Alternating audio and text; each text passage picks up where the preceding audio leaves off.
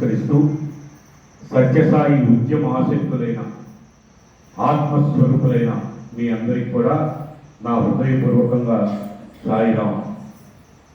మానవునికి కర్మఫలం అనుభవించే నిమిత్తం ఈ జన్మ వచ్చింది. ఈ జన్మ ధర్మమయమైతే మనం బ్రహ్మమయమవుతాం. ప్రతి యుగంలో కూడా భగవంతుడు అవతరిస్తాడు. అలాగే భగవాన్ సత్యసాయి పరిపూర్ణ ప్రేమావతారం. ఈ అవతారంలో స్వామి మనల్ని ఏమీ అడగలేదు. కాసు ఖర్చు లేదు, కాయ కష్టము లేదు. ఒక కాసు మీరు ఖర్చు పెట్టాల్సిన పని లేదు, మీ శరీరంతో శ్రమ పడాల్సిన పని లేదు. లేదు చదువు సాధనాది బాధ, మీ ఎడ్యుకేషన్ క్వాలిఫికేషన్ స్వామికి అవసరం లేదు. సాధనతో పని లేదు. మరి ఏం కావాలయ్యా స్వామికి అంటే మనసు ఒకంత ఇచ్చి సాయికడనున్న అందరాని ఫలము పొందురయ్యా. ఏమి స్వామి నీ దగ్గరున్న ఫలము అంటే మోక్షము, పునరపి జననం పునరపి మరణం అనే చక్రం నుండి తప్పించేటువంటి ఫలం సత్యసాయి భగవానుడి దగ్గర ఉన్నది. ఆ ఫలం మనకి కావాలి అంటే వారి పేరులో అర్థం మనం తెలుసుకోవాలి. SAI సాయి. సాయి అంటే ఏమిటి అర్థం? ఎస్ అంటే సేవ, మనందరం సేవ చేయాలి. సత్యసాయి శక్తి ఎలాంటిది అంటే ఈనాడు బళ్ళారిలో ప్రతినిత్యా 1000 మందికి అన్నప్రసాద వితరణ జరుగుతుంది అని అంటే అది భగవాన్ సత్యసాయి అనుగ్రహం, వారి ఆశీస్సులతో జరుగుతుంది. అది ఏ రూపంలో జరగని మూలం సత్యసాయి. సాయి అంటేనే సేవ, SEVA సేవ. ఎస్ అంటే స్క్వేర్లు కూడా, ఉడత కూడా రామకార్యంలో పాల్గొంది. గజేంద్రుడు కూడా హరిని ప్రార్థించి మోక్షాన్ని పొందాడు. అలాగే జటాయు, వర్చువల్ అంటే జటాయు, వి అంటే జటాయు, ఏ అంటే ఆంజనేయ మొట్టమొదటి సేవలు. అలాగే మనం అందరం సేవలో పాల్గొనాలి. ఏ అంటే ఎడోరేషన్, భక్తి, మనందరం భజన కార్యక్రమంలో పాల్గొనాలి. ఐ అంటే జ్ఞానం. ఆ సత్యసాయి శరీరం లేదు, కానీ స్వామివారి దివ్యత్వం మన అందరిలో ఉంది. ఈ యావత్ ప్రపంచం అంతా ఉంది. అందుకే స్వామి అనేక సందర్భాలు చెప్పారు, with you, in you, around you. నేను ఎక్కడికి పోలేదు బంగారు, నా శరీరాన్ని మాత్రం వదిలాను. నా దివ్యత్వము ఈ విశ్వమంతా వ్యాప్తి అయిపోయింది. ఎంత నువ్వు ఎక్కడికనుకో స్వామి మీకు ఎక్కడో కాదు దర్శనమిస్తారు, ఏదో రూపంలో దర్శనం.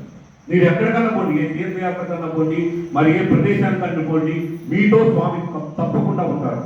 అటువంటి సత్యసాయిని పట్టుకున్న మనం అందరం కూడా ఎన్నో జన్మల పుణ్యం చేశాం. మరి స్వామి ప్రేమను మనం సంపాదించాలంటే మనం అందరం ప్రేమమయ్యలు కావాలి. మరి అందుకే అక్కడ లవ్వాల్ సర్వాలని కూడా ఉన్నది.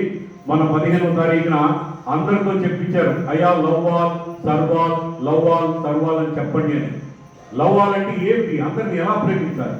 మనకంటే చిన్నవారి మీద వాత్సల్యం ఉండాలి, మనతో సమానమైన వారితో స్నేహం ఉండాలి, మనకంటే ఉన్నతమైన వారిని చూసినప్పుడు వారిని గౌరవించాలి.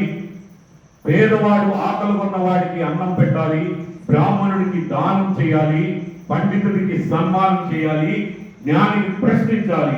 ఈ విధంగా సమాజంలో అందరిలో దైవాన్ని చూస్తూ ఆ సత్యసాయి మన ఎదురుగా ఉన్నారని ఎవరికి నమస్కారం చేసినా అది సత్యసాయి పరమాత్మకే చెందుతుందనే భావన మదిలి వదలకున్న సార్థబంధం సాయి సంస్థలని. ప్రతి ఒక్కరు కూడా మనలో ఉండేటువంటి దుర్గుణాలను, దురలవాట్లను సాధన చేసి తొలగించుకోవాలి.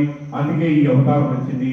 ఈ అవతార లక్ష్యం వేదోద్ధరణ. అందుకే ఫస్ట్ వేదం చదివాం, ఆ తర్వాత విద్వత్ పోషణ, ధర్మ ప్రతిష్టాపన, సర్వమత సమన్వయం. దీనికి అనుగుణంగా మనం అందరం పనిచేయాలని, మనందరం ఐకమత్యంగా ఉండాలని. యూనిటీ ఉంటే ప్యూరిటీ వస్తుంది, ఎక్కడ ప్యూరిటీ ఉంటే అక్కడ డ్యూరిటీ ఉంటుంది.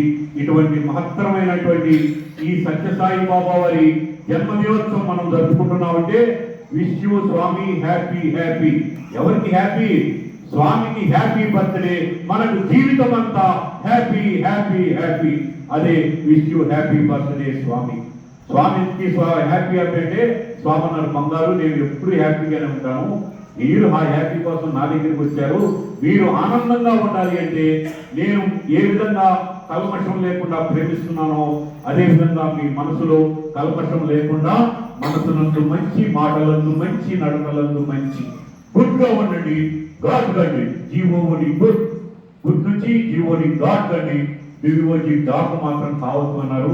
ఇటువంటి మహత్తరమైన సందేశం ఇచ్చినటువంటి ఆ సాయి మాత పాదములు పట్టుకున్న మనమందరం కూడా నేను ఇప్పటికీ స్వామి కృతజ్ఞత చెప్తున్నా. ఎందుకంటే నాకు 60 సంవత్సరాల వయసు వచ్చింది, ఎన్నో కష్టాలు వచ్చినాయి, స్వామి పాదాలు మాత్రం వదలలేదు. ఎన్నో కష్టాలు వచ్చినాయి కానీ స్వామిని విడవరాదు. స్వామి పరీక్షలు పెడుతున్నారంటే మనకు ప్రమోషన్ ఇచ్చేది, అంతేగాని ఆయనకి దయలేక మనకు ఆ కష్టాలు తీసేయలేక కాదు. కష్టాన్ని ఎదుర్కొనే శక్తి కూడా స్వామి మనకి ఇస్తారు. ఇటువంటి అవకాశ ప్రాప్తి కలిగించిన భగవాన్ శ్రీ సత్యసాయి బాబా వారికి మీ అందరికీ నా హృదయపూర్వకంగా కృతజ్ఞత నమస్సుమాంజలి. జై గురు భగవాన్ శ్రీ సత్యసాయి బాబాజీకి.